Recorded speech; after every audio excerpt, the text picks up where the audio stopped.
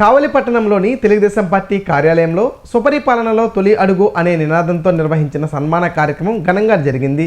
ఈ వేడుకల్లో కావలి ఎమ్మెల్యే కావ్య కృష్ణారెడ్డి పాల్గొని ఎన్నికల సమయంలో అహర్నిశలు శ్రమించిన 134 మంది ఉత్తమ కార్యకర్తలకు పార్టీ తరఫున ప్రశంసా పత్రాలు అందజేశారు. ఈ సందర్భంగా ఎమ్మెల్యే మాట్లాడుతూ ఇటీవల అసెంబ్లీ ఎన్నికల్లో కూటమి సాధించిన 164 సీట్లు భారీ విజయంలో నారా లోకేష్ వ్యూహాత్మక ఆలోచనలు, క్షేత్రస్థాయి కార్యకర్తల కృషి కీలక పాత్ర పోషించిందని కొనియాడారు. ముఖ్యంగా ఆధునిక సాంకేతికతను జోడించి ఐటీడీఏ విభాగం ద్వారా ప్రజల్లోకి చొచ్చుకు వెళ్లడం పార్టీకి కలిసొచ్చిందన్నారు. నియోజకవర్గంలోని 12 క్లస్టర్ల పరిధిలో అంకిత భావంతో పనిచేసిన కార్యకర్తలను పార్టీ ఎప్పటికీ విస్మరించదని ఆయన స్పష్టం చేశారు. ఒక పరిణితి చెందినటువంటి ఒక గొప్ప నాయకుడిగా అటువైపున తాతని ఇటువైపున తండ్రిని తలపిస్తూ ఈరోజు నూతన శకానికి నాంది పలుకుతున్న తరుణంలో ఆంధ్రప్రదేశ్లో మన తెలుగుదేశం పార్టీలో కార్యవర్గ సభ్యులతో పాటు ఉన్నటువంటి పార్టీయే కాదు, ఇంకొక కొత్త దానికి నాంది పలకాలనేటువంటి ఉద్దేశంతో క్యూబ్ అనేటువంటి ఒక కొత్త కాన్సెప్ట్ని తీసుకొచ్చి బూత్ లెవెల్ దగ్గర నుంచి గ్రాస్ రూట్ లో ఉండే బూత్ లెవెల్ దగ్గర నుంచి బూత్ లెవెల్కి అధ్యక్షుడితో పాటు కార్యనిర్వాహక సభ్యులందరూ ఉంటారు.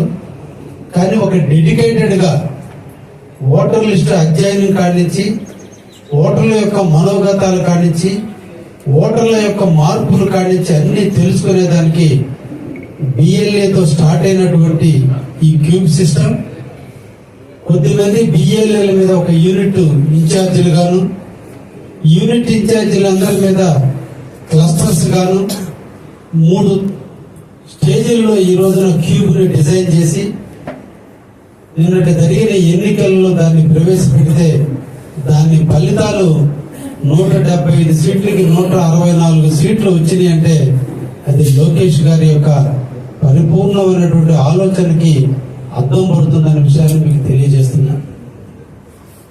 అయితే ఈ కార్యక్రమాన్ని నిర్వహించేటువంటి పరిస్థితుల్లో వాళ్ళని ప్రోత్సహించాలి, వాళ్ళకి ధైర్యాన్ని ఇవ్వాలి, వాళ్ళని ఎంకరేజ్ చేయాలి, వాళ్ళని గుర్తించాల్సినటువంటి అవసరం ఉంది. కార్యకర్త కష్టపడ్డ దానికి లామినేట్ చేసి మీ ఇంట్లో అందరూ ఇంటి బంధువులు వచ్చినా మిత్రులు వచ్చినా అందరూ చూసే విధంగా హాల్లో దీన్ని తగిలించే విధంగా దీన్ని చూసి వచ్చినటువంటి వాళ్ళు ఇన్స్పైర్ గా భావించి భవిష్యత్తులో మేము కూడా ఇటువంటి పథకాన్ని నారా లోకేష్ బాబు గారి సంతకంతో తీసుకోవాలని ఒక ఆలోచన వచ్చే విధంగా ఈ రోజు ఈ లామినేషన్ చేసి పంపించారంటే మన తెలుగుదేశం పార్టీ ఎంత డెడికేటెడ్ గా ఒక కార్యకర్త కోసం కూడా ఎంత కష్టపడుతుందో, ఎంత ఆలోచిస్తుందో దయించి మీరందరూ కూడా అర్థం చేసుకోవాల్సిన అవసరం ఎంతైనా ఉందని. ఇంత పెద్ద కుటుంబంలో, ఇంత పెద్ద పార్టీలో ఎక్కడో ఒక దగ్గర చిన్న జరుగుతున్నా వాటిని కాదు మనం ఆలోచించాల్సింది. ఈ రోజు 75 సంవత్సరాల వయసులో మన ముఖ్యమంత్రి వైద్యులు మన తల్లిదండ్రుల ఇళ్లలో ఒకసారి చూడండి. 75 ఏళ్ళ వయసు ఉన్నటువంటి మన తల్లిదండ్రులు ఇంట్లో ఎలా ఉన్నారు.